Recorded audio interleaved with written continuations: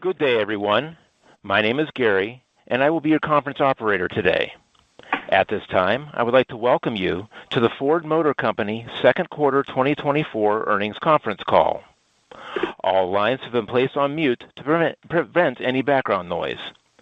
After the speaker's remarks, there will be a question and answer session.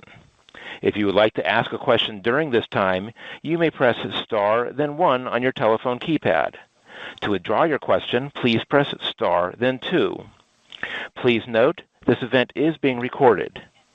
At this time, I would like to turn the call over to Lynn Antipas Tyson, Executive Director of Investor Relations. Thank you, Gary. Welcome to Ford Motor Company's second quarter 2024 earnings call. With me today are Jim Farley, President and CEO, and John Lawler, Vice Chair and Chief Financial Officer. Also joining us for Q&A is Kathy O'Callaghan, CEO of Ford Credit. Today's discussion includes some non-GAAP references. These are reconciled to the most comparable U.S. GAAP measures in the appendix of our earnings deck. And you can find the deck along with the rest of our earnings materials and other important content at shareholder.ford.com. Our discussion also includes forward-looking statements about our expectations. Actual results may differ from those stated. The most significant factors that could cause actual results to differ are included on page 20. Unless otherwise noted, all comparisons are year-over-year. Company EBIT, EPS, and free cash flow are on an adjusted basis. Now I'll turn the call over to Jim. Thanks, Lynn, and thanks for joining us. First, I wanted to thank our global team. Remaking Ford into a high-margin, high-growth, more capital-efficient, and a more durable business is really hard work. It requires focus, collaboration, and excellence. And I also want to thank our investors. We're committed to creating value consistently over the long term, and we appreciate your support and input. Execution against our Ford Plus plan allows us to break free from the low-margin, capital-intensive, and cyclical attributes that have constrained legacy auto valuations for a long time. And this process does not happen in a straight line. We are absolutely a different company than we were 3 years ago, and our pace of change is intensifying. The creation of Ford Pro, Blue, and Model E have been a huge catalyst for transparency, accountability, and more rigorous capital allocation. Our Ford Pro business is amazing. It's a high-margin business tracking towards $70 billion in revenue this year, with further opportunities for profitable growth outside of vehicle sales, parts and service, and software. And a good example of that is a recent decision by our team to add 100,000 units of capacity of Super Duty in Canada. It not only serves our customers, but it's capital efficient and has very high returns for many years to come. As you know, we flipped our international operations many years ago from deep losses to now profits and positive cash flow with more opportunities ahead, and that includes China. We also took our product portfolio from too many generic vehicles and infused it with passion and purpose. We built out our iconic F-Series and Transit lines, as well as passion vehicles like Mustang and the new Bronco lineup, and sub-brands like Raptor and Tremor and Dark Horse. Few OEMs can offer a customer choice like Ford at our scale. Ford is number one in our home market for internal combustion. We're number 2 in EVs and have been for 2.5 years, and we are the number 3 hybrid brand in the U.S. But what's less visible, but incredibly important for investors, is the foundational work underway in the company to move to software-defined vehicles and breakthrough digital experiences. And I'll talk about that later. But this will have significant operating leverage. Ford Plus is on track. Today, we reaffirmed our adjusted EBIT guidance for the whole year and raised our outlook for adjusted free cash flow. I'm going to comment on our EV landscape and strategy, software technology and services that are growing importance at Ford, our Ford Pro business, and quality. On electrification, we've been very vocal about why electric vehicles are so important and a great choice for customers and businesses. Customers' usage data and cost of ownership data would indicate about 50% of customers who buy automobiles would be better served on buying an electric vehicle. Now, there's lots of misconceptions around EVs. on the separate areas of costs like resale value and insurance, of course, range and charging and battery life. And OEMs like Ford must do a much better job in educating our customers about the advantages that an EV offers in terms of cost of ownership. As you know, we are the number 2 EV brand in the U.S. for over 2.5 years. That's a long time, and we've learned a lot, and now we have used those learnings to sharpen our strategy.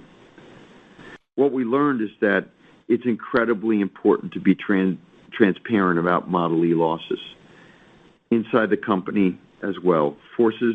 This forced accountability, and the result is our team is getting much more strappy and resourceful in terms of turning the business around. We are now more disciplined and have to be for capital and expense. And this means we will not launch vehicles at a loss that are not good for our business, knowing what we know now about the reality of the market equation. And we clearly see China and Tesla as the cost benchmark. We also see excess capacity that will lead to more pricing pressures, which is in our business plan, more consolidation, and many, many more partnerships. We see less vertical integration in some areas to relieve capital, and we see a lot of tough choices on footprint. Early majority customers are really different than the early adopters, particularly in retail, and we see a lot more openness to hybrids and extended range electric vehicles we call EREVs. We also see a divergence on electrification adoption between commercial and retail. Commercial customers focus on total cost of ownership. They use the vehicles much more intensely, and they do not overbuy batteries that retail customers do. They're also investing in our pro charging depots and our integrated software because they want to be smart about the cost of charging their vehicles. And I'm happy to say that our EV Pro contribution margin for our EV vans is now already positive. We also have learned a lot about the size of the vehicle. We believe smaller, more affordable vehicles are the way to go for EV in volume. Why? Because the math is completely different than ICE. In ICE, the business we've been in for 120 years, the bigger the vehicle, the higher the margin. But it's exactly the opposite for EVs. The larger the vehicle, the bigger the battery, the more pressure on margin because customers will not pay a premium for those larger batteries. And lastly, compliance. There is a lot of pressure on compliance.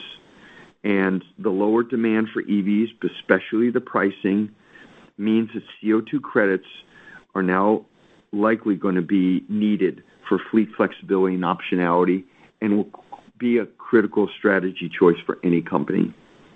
What are the success criteria for EVs in the future? Well, the first one is to have the right mix of fully and partially electric solutions. This is imperative. You have to have a compelling product roadmap, and you have to have very flexible manufacturing. A good example is our hybrid business. The global hybrid portfolio at Ford is on track to grow 40% this year across 9 nameplates. And we really bet on hybrid trucks. In the first half of the year, our hybrid pickups, Maverick and F-150, grew more than 3 times the rate of the overall hybrid segment. Our F-150 hybrid with Pro Power on board is a game changer for our customers. Commercial customers have power on the run, like job sites, and our retail customers have emergency power backup. And boy, have we seen that in Texas and all the other extreme weather events, how important that is for our customers. The second success factor is matching the cost of the Chinese OEMs and Tesla, especially on affordable EVs. Now, when people hear about affordability and they think about small and unaffordable, I'd like to address that now. We are designing a super efficient platform, leveraging innovation across our product development, supply chain, and manufacturing teams. With no engine or drivetrain, a smaller vehicle can have a much roomier package, actually the interior package of a class above, with a small silhouette. That's a big advantage for customers versus ICE. And we're focusing on very differentiated vehicles priced under $40,000 or even $30,000. And we're going to focus on two segments, work and adventure. And why does this matter? Well, the use case for smaller vehicles, affordable vehicles, means shorter trips, more urban locations. It fits the duty cycle of an EV. And affordability, well, smaller batteries have an outsized impact on the cost and margin of the vehicle. And the consumer tax credit in the U.S. has become a much larger part of the sticker price of the vehicle. And that is supercharging the lower cost of ownership that EVs have already without it. And finally, we have the ability to leverage this platform across many top hats, which will drive scale and large install base for our growing software business. And the last success criteria is to be really careful about your larger EVs. For us, they'll be part of the picture, but success requires even more breakthrough on a cost efficiency, much smarter choices on segments, in our case, work and commercial, a lot of partnerships, and a lot of technology pathways. Overall, the EV journey has been humbling, but it has forced us to get even more fit as a company, including applying it to our ICE business, and that will pay off in the long run. I am so happy we scaled 2.5 years ago, and we have the option to incorporate those learnings into our next generation of EVs launching in the coming years. I want to double-click on the software technology and services business. Ford, alongside Rivian and Tesla, are really the only non-Chinese OEMs controlling software across all the vehicle domain. Most companies are doing OTAs on vehicle entertainment, but Ford now has multi-year experience on updating powertrains, braking, the fundamental performance of the vehicle, and connectivity. In the breadth of our portfolio, including F-150 and our Pro business, the customer use case is clearly much more complicated than Rivian and Tesla. Our vehicles are increasingly general-purpose computers capable of delivering the type of application environment, AI for our customers, and user experiences that we expect from all of our digital devices. And this allows us to create powerful, connected, ever-improving, customized experiences, which I'll talk about. Many of you may be surprised that Ford leads on OTAs. According to the 2024 OEM OTA capability rankings in North America, we are the leader based on quality of our updates. This is not how many updates we do, although we do a lot. It's about the ability to improve the fundamental performance and capability of the entire vehicle and all the modules in the vehicle. And there's no better evidence than Mach-E. Longer range, better efficiency on the battery, faster 0 to 60 times, better Bluetooth performance. We've done it all with Mach-E for many years now. Our vision is not just a powerful computer on wheels. It's actually a robot. We will link with these digital experiences. Things that only a vehicle can really do, like safety and security, and the other innovative use cases we shared with you at Capital Markets Day. These experiences that will drive higher profitability and accretive revenue and are the reasons for customers to actually stay with Ford and Lincoln, lower marketing costs, are now becoming clear to us. One example on the retail side, on the technology, is our first implementation of the Phoenix system. We call it the Lincoln Digital Experience with our new panorama display and our new Nautilus. This experience is really a differentiator in the luxury space with Google Maps and Google Assistance and an enhanced CarPlay. Our sales have surged for Nautilus 48%. We now have much younger customers. And the biggest application for this technology is Bluetooth and ADAS. It's a leading hands-free driving technology in America, we believe. We now have 415,000 enabled vehicles on the road. That's a 25% increase in one quarter. We have 213 million miles, 3 million plus miles of hands-free driving now since launch. To better dimension our progress with software technology and services, in the quarter alone, total company paid subscriptions grew 40% to over 765,000 paid subscriptions. Our integrated service revenue is now on track for double-digit growth this year. We are targeting $1 billion of revenue next year for our software. This revenue has gross margins of 50+%, which drives significant operating leverage and improved capital efficiency. Now, the major part of this new software business is actually Ford Pro. So let me touch on that. The foundation of Pro is really simple. It's our vehicles. A robust and fresh lineup, the freshest we've ever had at Ford, of ICE, hybrid, and EVs, including the all-new Super Duty, the all-new Ranger globally, the all-new F-150 that has just finished its launch, the all-new custom Transit in Europe, and our two small vans in Europe, the new Transit Connect and Courier, and the new extended range 2-ton electric Transit we sell in both Europe and North America. Now, what these brands and vehicles are seeing is resilient revenue streams based on a much longer tail spending on the infrastructure by government and private enterprise. We also have a very robust and diverse customer range. We dominate small business and medium business with tradesmen, but we have very large customers. We have state, local, and national governments, and we have rental, which, by the way, is very profitable for Pro. In fact, in the U.S., 1 out of 4 of these fleets, mom and pop, tradesmen, all the way to large companies, 1 out of 4 of those fleets are in the U.S. are Ford only.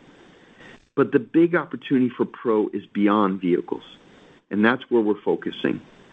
With Pro Power Intelligence, we have a highly differentiated telematics offering. We offer real-time driver coaching, which provides significant improvements for driver safety, and now is available in about half of our modem-enabled Pro vehicles. This includes features like seatbelt and speed monitoring and harsh braking notification. Pro Intelligence is also a platform for vehicle controls. Our first foray, it's a big deal, is Fleet Start Inhibit, which protects our Pro vehicles from theft and also unauthorized use. We will expand these vehicle controls to speed control and acceleration limits in the near term.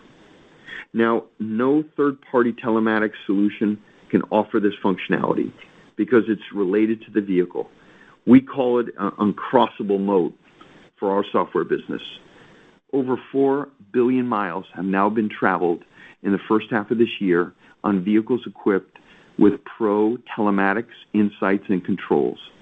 And our paid subscriptions for Ford Pro Intelligence grew 35% year over year, now including 610,000 paid subscriptions with a triple-digit growth in telematics, fleet management, and charging depot software. Turning to physical service, which is the second big non-vehicle revenue profit for us at Pro, we have a massive opportunity to grow physical services of parts. In the first half of this year, Ford Pro was only 24% of our after-sales revenue. It's a huge upside. Bank of America estimated the profit pool for maintenance, repair, and parts, physical repair of the vehicle, that escape our dealer network is about $135 billion. That's 2.5 times the profit dealers capture through vehicle sales and financing. This is a huge untapped TAM. Ford Pro already has the largest physical and mobile service network in North America, but for specialized commercial service, many of which is open 24/7 for our customers with specialty technicians. And we continue to expand that physical network to a competitive advantage by adding Pro Elite Centers and mobile service units. We are on track this year to reach 27,000 commercial service bays by the end of this year. That is up 20% year over year. Growth will be led by Elite Bays, the largest and most capable of those service bays for Pro, which will more than quadruple this year to 1,300. We are now on track to increase our mobile service units by 45% to 2,500 service trucks and vans. That's 10% of our entire physical network. Mobile service network is incredibly important competitively. None of our competitors offer this kind of scale. We address many repairs limiting our downtime for our customers. We service multi-make fleets, which helps us with our share garage, unlike our competitors. And global mobile repair orders that generated from this fleet is up 115% in the quarter.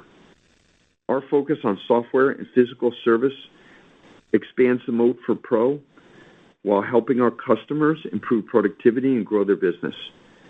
Pro is on track for software and physical service to contribute 20% of our EBIT by 2026. On quality, we're making progress with our latest vehicles. Ford jumped 14 points in the latest J.D. Power's 2024 U.S. Initial Quality Survey. We went from 23rd in the industry to 9th. Bronco Sport is now named the best small utility in initial quality, outperforming 18 competitors. Our launch and initial quality are leading indicators for warranty in the future, and we expect to see benefits in the future. We did see warranty costs increase in 2Q, of course, tied to new technologies, FSAs, and inflationary pressures for the cost of repair. We expect technology-related warranty costs to now normalize as technology matures and we deploy that great OTA capability to address known issues. We are confident we are on the right trajectory with a very clear and non-negotiable mission at Ford to deliver best-in-class quality. I'll close with this. The remaking of Ford is not without growing pains, but is unlocking opportunity to serve our customers and grow in ways we never thought possible. My confidence comes from the fact that we have built a world-class team and we are executing a compelling strategy. No other company has Ford Pro. We intend to fully press that advantage. No company has a more compelling product lineup with an attractive mix of ICE and partially and fully electric options for both work and retail customers. We also know we have a lot to prove. We look forward to proving our EV strategy out. That has become more realistic and sharpened by the tough environment. Thankfully, we scaled years ago. We are confident we can reduce the losses and sustain a profitable business in the future with everything we've known. We look forward to proving that we can be profitable on smaller vehicles as well, not just on EVs, but across all of our powertrain choices. It's time to prove our recent quality gains are repeatable and will flow to the bottom line. Plenty of work ahead, but the direction is crystal clear to us. We are building a high-growth, high-margin, more capital-efficient, and more durable Ford. John? Thanks, Jim.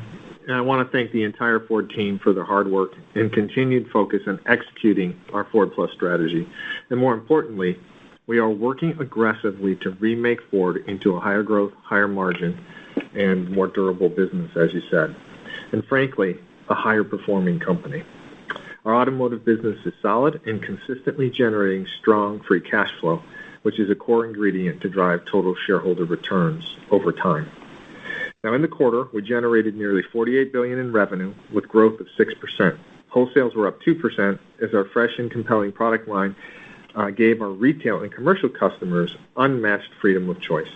The quarter benefited from record transit wholesales, as well as the completion of our all-new F-150 launch, including drawdown of the inventory we had held at the end of the first quarter. We delivered $2.8 billion in adjusted EBIT with a margin of 5.8%, as higher costs were partially offset by the continued strength in Pro. Costs were up year over year, primarily reflecting an increase in warranty reserves, higher new product-related material costs, and higher manufacturing costs.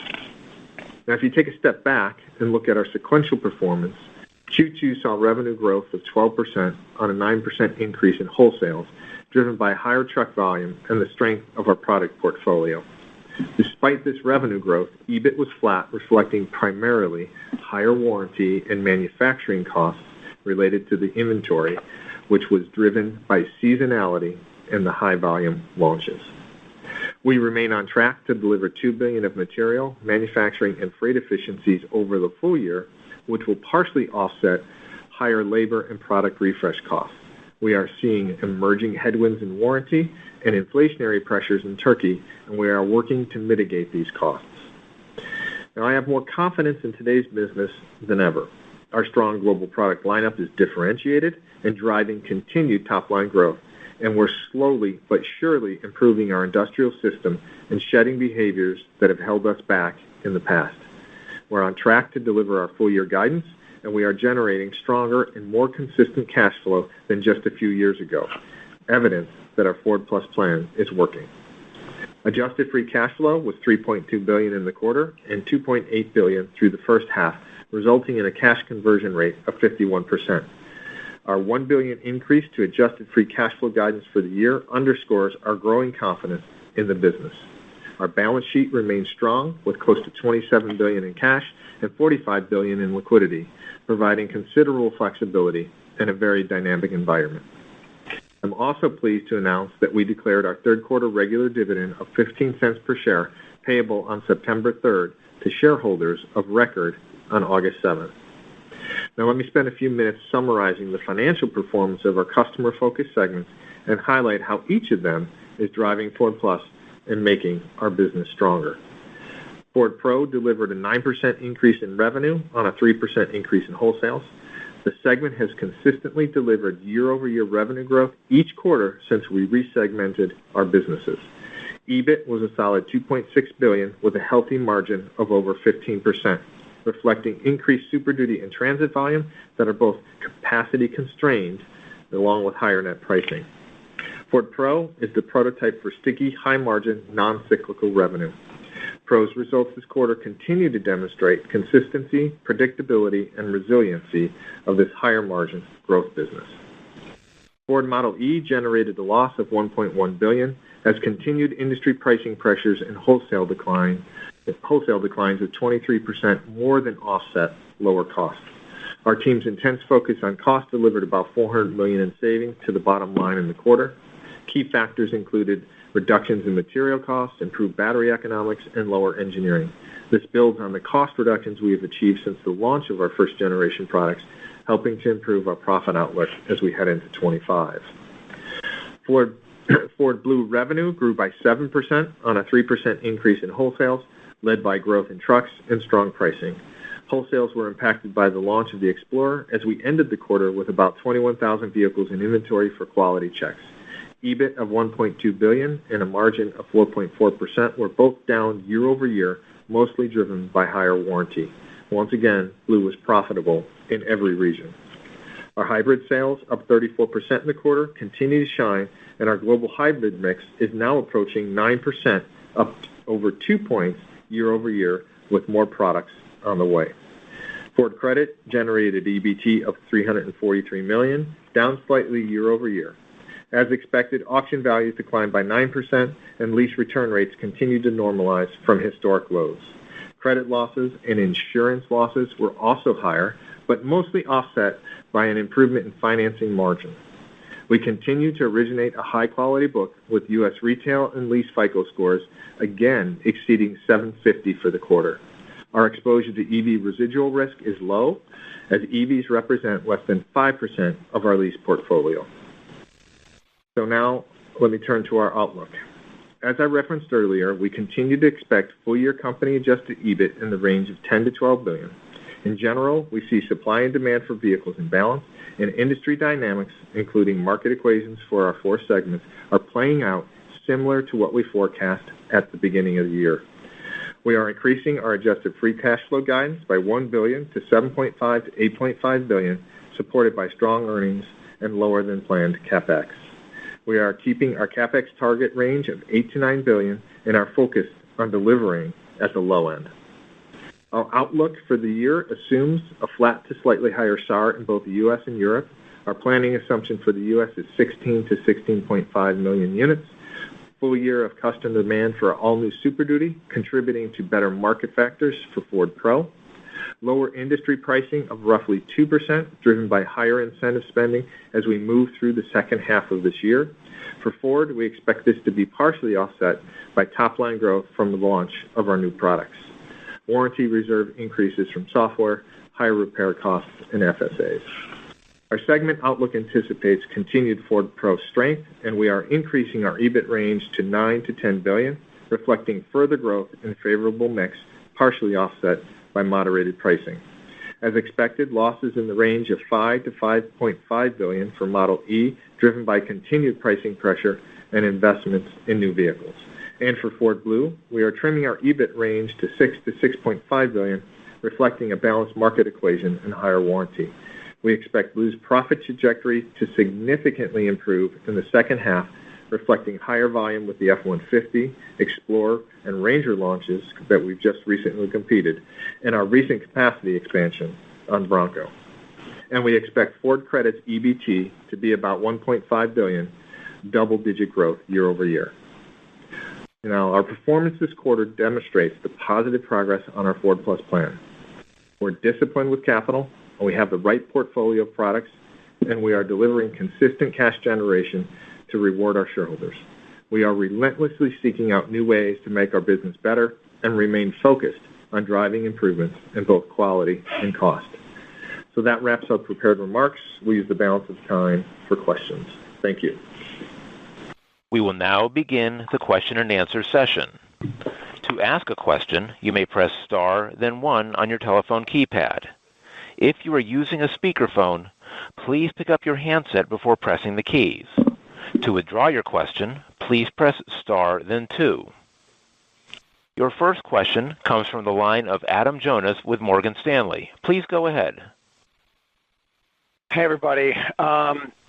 Jim, you said that Ford's a different company from what it was 3 years ago, but stock market really doesn't seem to agree with you at all on that. Stock's down about 10% after hours, and around $12 a share, and my team just ran the numbers. Ford ranks 494 out of 500 companies in the S&P on PE.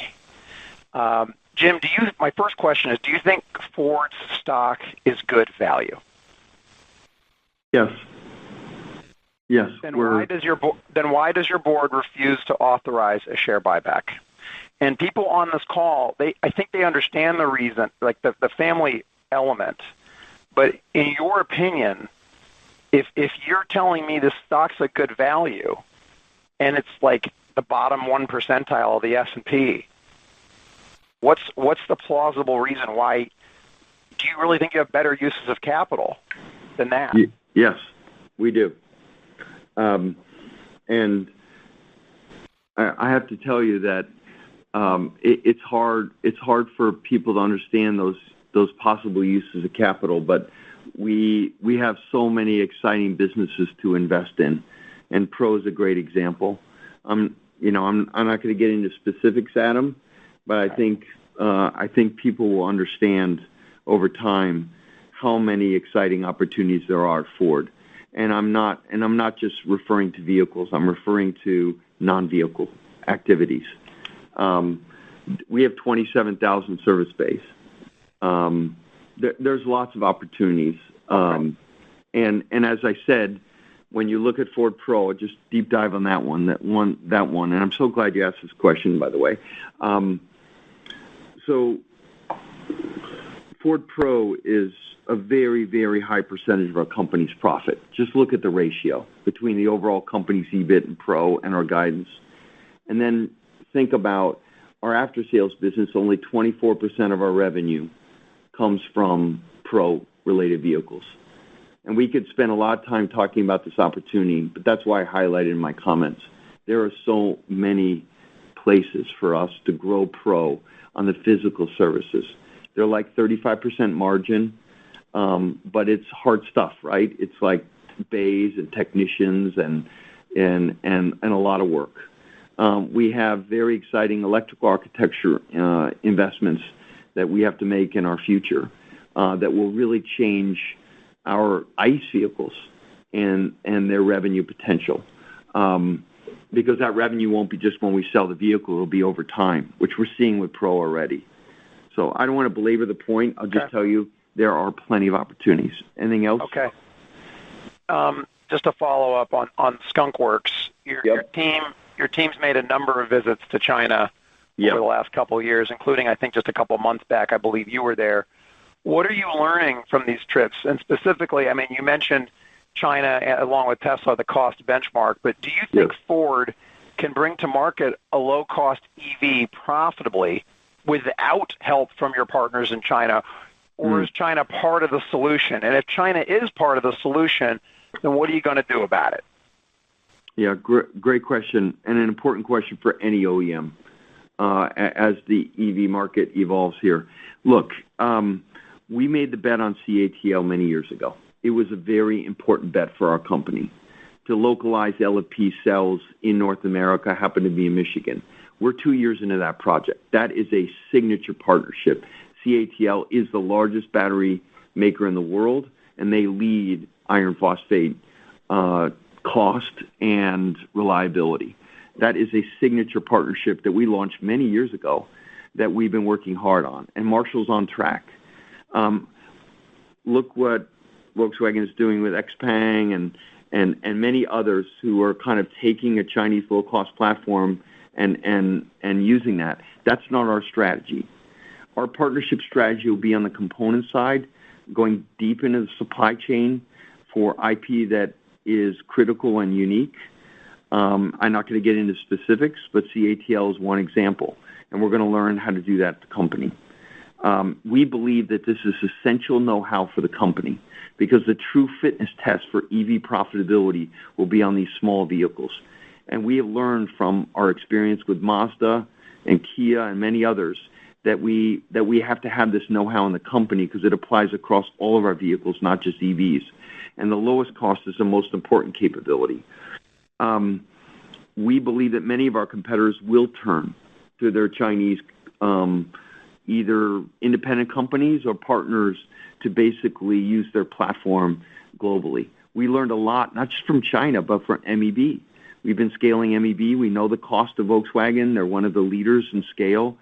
And what we found in that trip and subsequent trips to China is that we have a very competitive battery with CATL, but many of the Chinese players in the lower cost have very affordable batteries, but they don't have the most efficient design outside of the battery on the other EV components. And our team, the Skunkworks team, we might as well call it a big team now because it's no longer Skunkworks.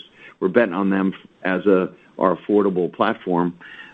They have really designed breakthrough EV components with our own design that we think are better and cheaper.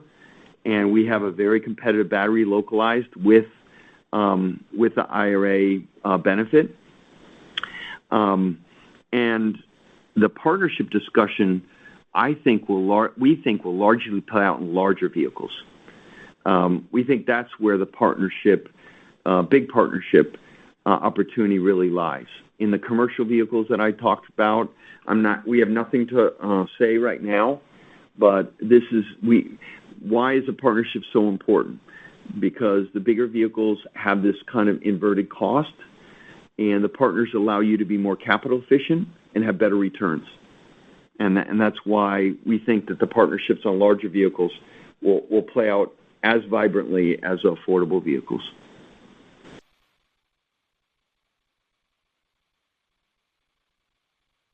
The next question is from Bruno Docena with Wolfe Research. Please go ahead.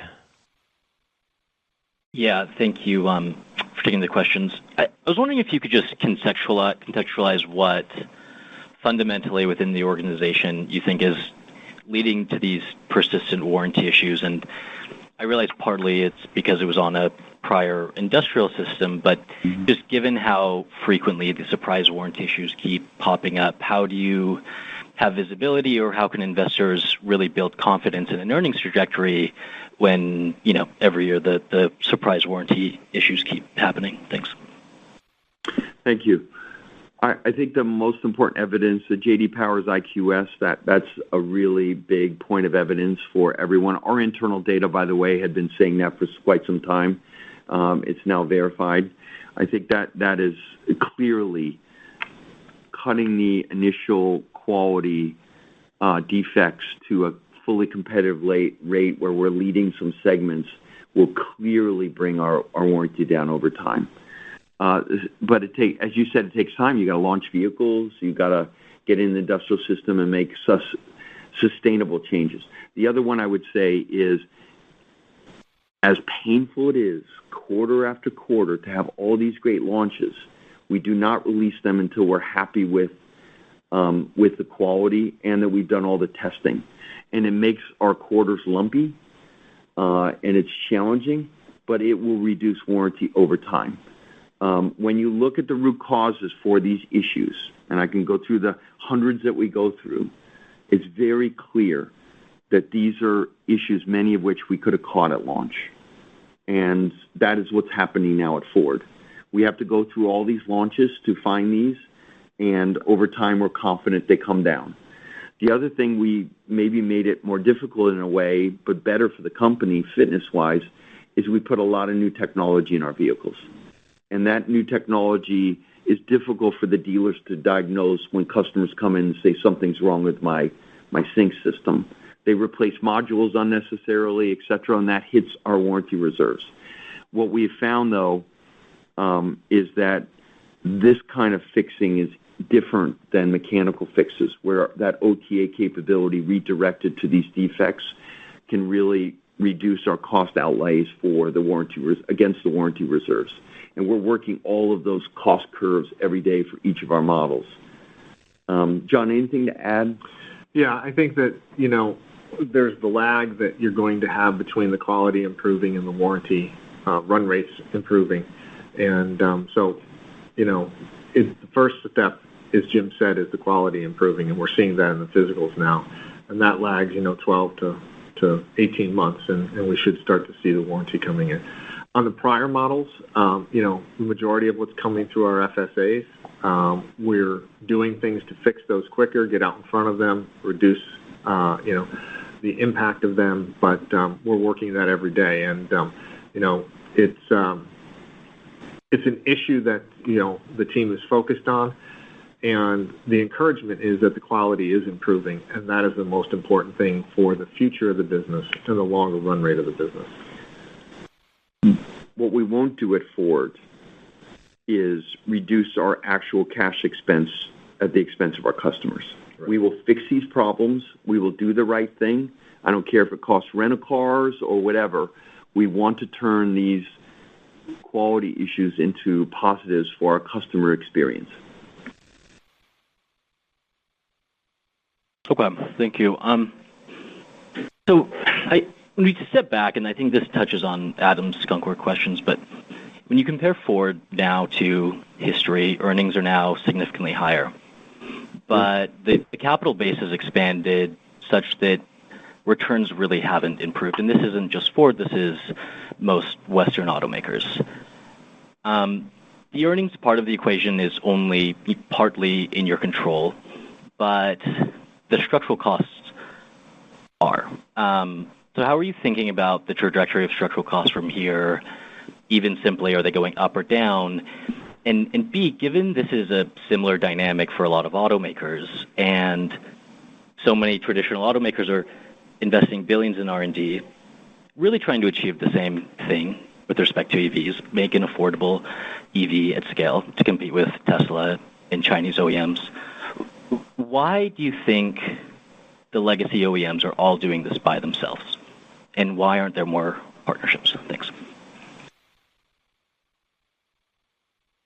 Well, I would say that you have to think about how you're going to fundamentally change the development process. I think that's the core thing. It's not necessarily just doing it with somebody else. Sure, we're looking to be as capital efficient as possible, bring partnerships in for capital, but you can do that on components, and you can do that in other ways as well.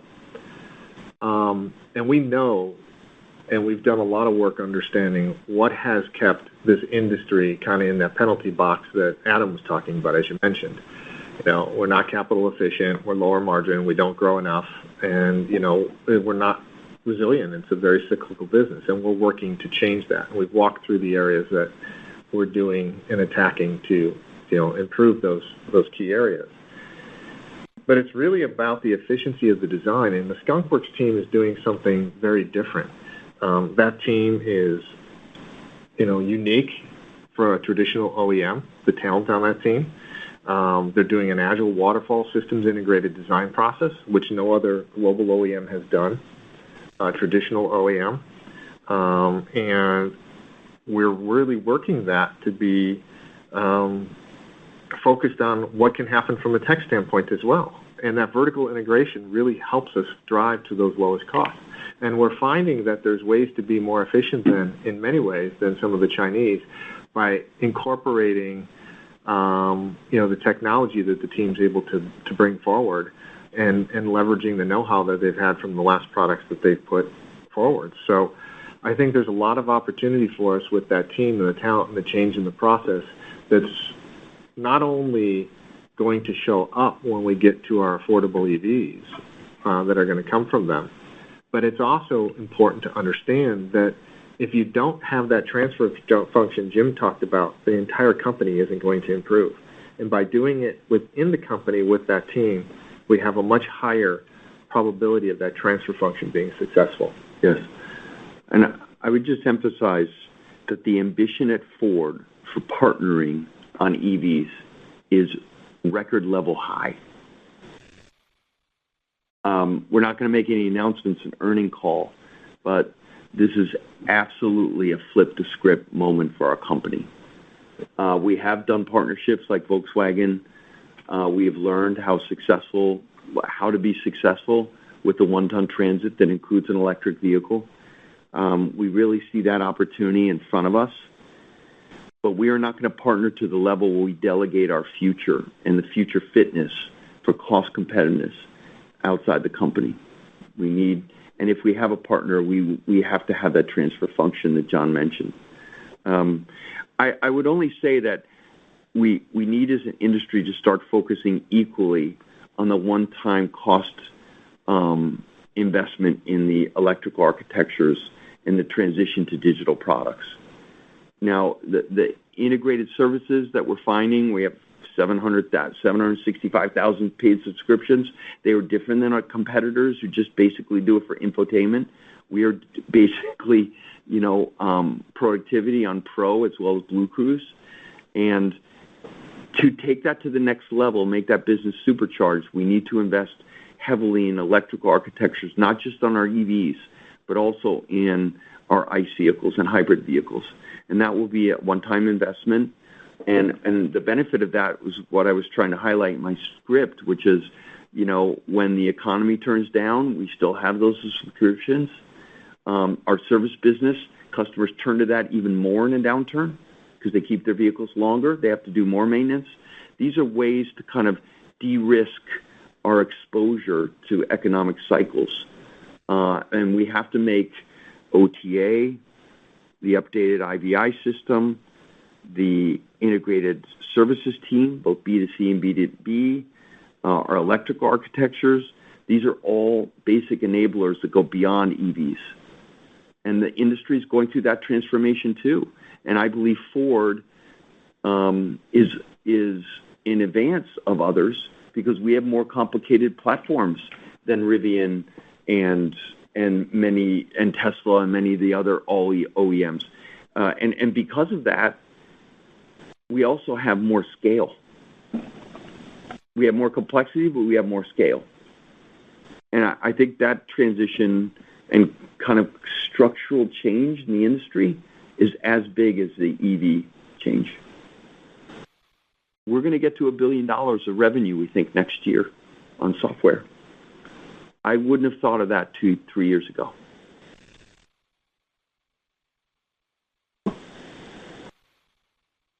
The next question is from John Murphy with Bank of America. Please go ahead.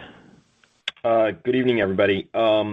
Just to take it back to more sort of the core of the business, Jim, I just wanted to go through some numbers or kind of your take on the Ontario Super Duty capacity add. Obviously it's a big step up in capacity for the Super Duty, 100,000 units. It seems like current demand would certainly soak that up or absorb that reasonably easily. But I'm just curious, if you think we might be hitting sort of a peak in this truck. What's your sort of view on the ability to kind of sustain these high levels of demand and sell through? How should we think about incremental margins on that? Because it seems like a $3 billion investment might have a payback of less than 2 years, and then spitting out a lot of cash real quickly. So it might be a really, really good investment. So I just wondering if you could talk about that, and then also what kind of powertrains those trucks will have. Yep. Thank you. So powertrain-wise, it will be a diverse powertrain, multi-energy platform. I'm not going to get into specifics, but you can imagine what we've done with F-150 and Transit van. We've gone to, and all of our commercial vehicles, a multi-energy platform. So we will offer customers the choice that we think no other competitor will have. And we believe we'll be a first mover, if not the first mover, in multi-energy Super Duty. Look, we saw the $1.2 trillion investment in infrastructure in the Jobs Act. That is coming home. There's a 5G upgrade that's going now. I think it's close to $300 billion investment. And I think I'm really glad you asked this question, John, because it's not obvious to people. The real part of our Super Duty business that has been under constant, supply strains is our chassis business. It's about 25% of our entire Super Duty business, but they are not pickup trucks that people use like what you think in road construction. These are people with bucket trucks doing 5G upgrades, heavy construction, and that is the demand that we have not been able to fill. Ford is, and I'll give you an example. We dominate ambulance in the U.S. Ambulances tend to use our Super Duty chassis business. The average age of an ambulance in the U.S. is 15 years now. They are all falling apart. We have not been able to service that industry, and now we can with this incremental capacity. And so it's an aged fleet, the chassis business. It's got a ton of investment tails to it still. And we lead in the industry because of our upfitter and the product. And now we're going to take the lead on the multi-energy part. That's kind of the story. And it will be a great payback. And we wouldn't be doing it at Ford unless we thought this demand would last for many, many years to come. John. Okay. And if I could sneak just one more in, maybe for Kathy on the used residuals or the residuals at auction. It seems like, although down year over year, the last 3 quarters they've stabilized and started to improve. And I'm just curious what your outlook is there. And it just seems like the supply is going to remain relatively constrained in the used market, the late model used market. So this might be a good guy, not just for Ford Motor Credit, but for resids and potentially a lift or support for new vehicle pricing. So just what are your expectations there, and what are you seeing in the market, Kathy? Yeah, so we're seeing auction values down about 9% this quarter, year over year, but up sequentially about 3%. We're expecting auction values to continue to decline in the second half of this year. And we're also expecting our return rates to increase as well, in line with that. Great. Thank you. The next question is from Dan Levy with Barclays. Please go ahead. Hi, good evening. Thank you for taking the questions. Wanted to start first with a question on Pro, where we're seeing these continued strong results, and really pricing is doing a lot of this strength. So I understand all the bits about pent-up demand, and that's really helping. There's really a thirst for these products, but maybe you can help give us some color on the sustainability of this pricing, and specifically, A, how long is this tail of pent-up demand? B, how much of the pricing is contractual versus, let's call it, more spot retail, which would be more subject to the market fluctuations? So any color on the trajectory of pricing in Pro, given it's had such a strong run? Yeah, so when you look at Pro, we've been talking about the fact that the demand-supply imbalance has been, great for the top line, and it's been running pretty strong, right? No surprise there.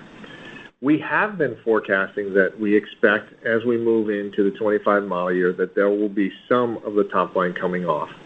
And that's in our guidance. So we understand that over time, that's going to get chipped away at a little bit here and there. But we also believe that there are very underserved segments, like chassis, that we're going to be able to provide product to, where there'll be more price stability as we move forward. So we don't see prices collapsing. Now, when you look at our business, about, I would say, 60% of it or so comes from the fleets, which are negotiated on an annual basis. Those have remained very strong the last couple of years. I've talked about in the past that we'll start to see what the 25 model year contracts look like as we move through the third quarter. Initial indications are continued, demand beyond what we can supply, but we'll work through that and we'll have an update as we come through third quarter. But we're seeing demand continue both on the typical fleet contracts as well as through the dealers when it comes to the smaller fleet customers, the fleet tail we call it, where they're buying 2 or 3 vehicles at a time. So we're watching this very closely, but so far with 25, early indicators are positive, but we need to really move through that process much deeper before we can say where 25 is going to fall out. I wish there were a car wars for commercial, because if there was, we would see the product freshness at Ford be an outstanding situation for us. So aside from kind of the industry backdrop of the industry pricing and the demand, I think one of the most important decisions we made several years ago is to go full in on Pro. So we invested in a 1-ton Transit, which is our profit machine in Europe. We invested in a new Ranger globally. We invested in a brand new Super Duty, including chassis, including multi-energy. We invested in a new F-150, and we have all these new electric Transit, 2-ton Transits. That was very intentional. We did it several years ago, and now that will pay off, I believe, as we look into these multi-year contracts. For Ford at least, it's very important to understand how outsized the freshness of our lineup is at Pro. I've been here 16 years. I've never seen all of our core products updated within a 12-month period like this. Great. Thank you. That's helpful. As a follow-up, Jim, I'm wondering if you could just address the electrification strategy in light of the November presidential elections. We know obviously there's one candidate who's talked about pulling back on the EV mandate, and there could be some implications on IRA or the federal or California mandates. I appreciate you've talked about the need to have flexibility, and I think you've been referenced earlier on the call that credits will play a role, but maybe you could give us a sense of where the strategy is. Is your strategy one that's more existential that, and clearly with Skunk Works it seems to indicate that it is, versus a strategy that is maybe one that's just more meant to reach compliance with a longer term goal in mind, but maybe you can give us a sense of how the strategy might change, if at all, depending on the outcome of the elections. Yeah, thank you. Obviously, Ford's had a lot of history, a lot of experience and wisdom after 120 years of elections. And I would say, think about our strategy this way. We believe that the fitness of the Chinese in EVs will eventually wash over our entire industry in all regions. And so we believe as a company, even if there were short-term adjustments we can make to a compliance-led, lower requirement lineup, we're not going to approach it that way. We really believe what I said, which is that many Americans would find an electric vehicle lowering their cost. Not everyone, but a high percent. And we believe that to be fully fit globally, whether it's our Ranger business, our commercial business, anything really, we have to find a way inside the company to be fully fit with lots of partnerships on the supply chain side. And so this is a kind of enduring strategy at the company. It is not a strategy where we handicap the presidential election for the next one and the next one and see what we can get away with the EPA. That is not how we run Ford, because Ford didn't go bankrupt. We have been enduring. And the only way we believe to be enduring is to make money on small EVs and commercial. And that's our bet. You'll see it play out in coming years. It's a big adjustment from our Gen 1 products. I'm glad, as I said, we scaled 2.5 years ago because we could learn about the reality of the market equation. which is just requiring us to be more fit and move faster. The EPA could certainly change, but it would take, as John said, several years through legislation and lawsuits for that to change. So even from a compliance standpoint, we can't really count on administrations changing this way or that way. I've been to the Hill many times in the last month, talking to many Republican leaders of the country, and I always say the same thing to them. Please realize that there's a subset of customers that absolutely will save money, and there are also absolutely a group of customers who like partial electrification. And Ford's strategy is choice, manufacturing flexibility, and choice. We are not going to bet student body left on this or right. We are going to give customers choice. We're going to be flexible in manufacturing. That's why we want to be a first adopter to an EREV or whatever's next on partial electrification, because we want to be first and best at that choice. But on EVs, we need to be fully competitive with BYD, Geely, even our own partner Chang'an. And the only way for us to have done that is through this small group in California. Great, thank you. The final question today is from Ryan Brinkman with Barclays. Please go ahead. Hi, Ryan Brinkman from JP Morgan. Thanks for squeezing me in. I wanted to ask on the warranty performance that led to the higher cost. I remember a similar issue with higher warranty expense back in 2022, which you then tied to, I think, a transmission installed on vehicles some years prior, while noting that the quality on vehicles built more recently had improved. So, I know you're prioritizing initial launch quality, including with the F-150 you discussed at length last quarter, but really any color you could share would be helpful, such as, whether the higher warranty provision this quarter relates to a discrete issue like in 2022, or maybe you could share what age cohort of vehicles is driving the higher cost this quarter.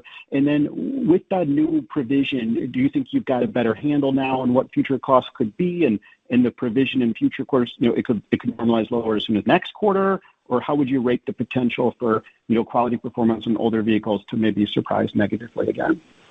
Yeah, Ryan. I mean, that's part of the issue. Is these are issues that are popping up in the field on these older models. The largest one coming through is on a rear axle bolt for vehicles, that were engineered for the 2021 model year was when they were introduced.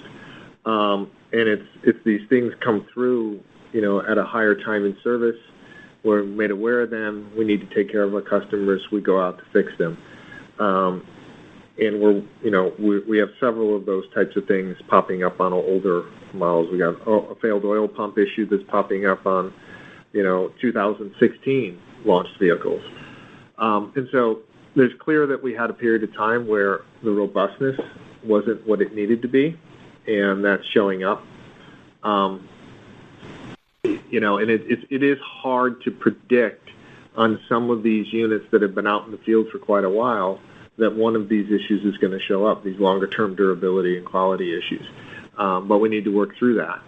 And we do believe that overall, as we improve our near-term quality, and that starts to show up in the field, that will allow us to, based on the rules that we have around how we do our accruals, bring down that overall accrual level. So these types of issues, if they pop up, will have less of an impact overall because our run rate on quality will be improving. Okay, thanks. And maybe just to follow up on how your comments there might relate to what Jim was saying earlier about Ford controlling the software stack from bumper to bumper, from all the over-the-air update capabilities. What do these new capabilities mean for your ability to troubleshoot or prevent warranty issues in the future? Those are critical because when you look at some of these things that have been out in the field for a while that have failed, they cross over. Let's say they launched in a 16 model year was the first year it was done. So it was designed and engineered in 13, 14, 15, launched in 16, and it's been out there for quite a few years. With the connected vehicle and having the digital electrical architecture and us controlling the software across all of the operating domains, we would be able to get signals off the vehicle early to tell us whether or not we're having an issue in certain components.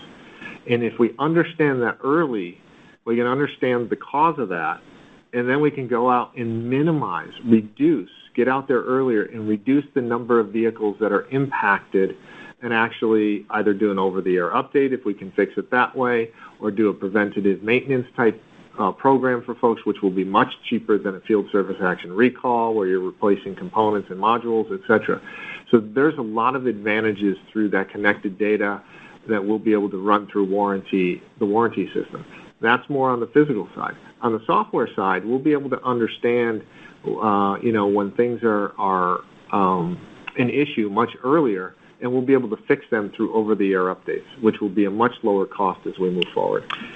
During our launches, Kumar and Doug have partnered in a way that hasn't been done at Ford for a while, at least, where we are testing vehicles to failure and individual components to failure, which is not our launch standard, but we are now doing that. And we are also looking at the DTC codes off the vehicle, especially powertrain DTCs, and running these vehicles at extremely high mileage, far beyond our standard for launch. And that has caught many, many issues in our industrial system that we've been able to correct before we release the vehicle. It's painful to have all these vehicles, over quarter ends, but it's the right thing to do for the company, and it is the only way we believe in addressing our warranty spend. Very helpful. Thank you. This concludes the Ford Motor Company second quarter 2024 earnings conference call. Thank you for your participation. You may now disconnect.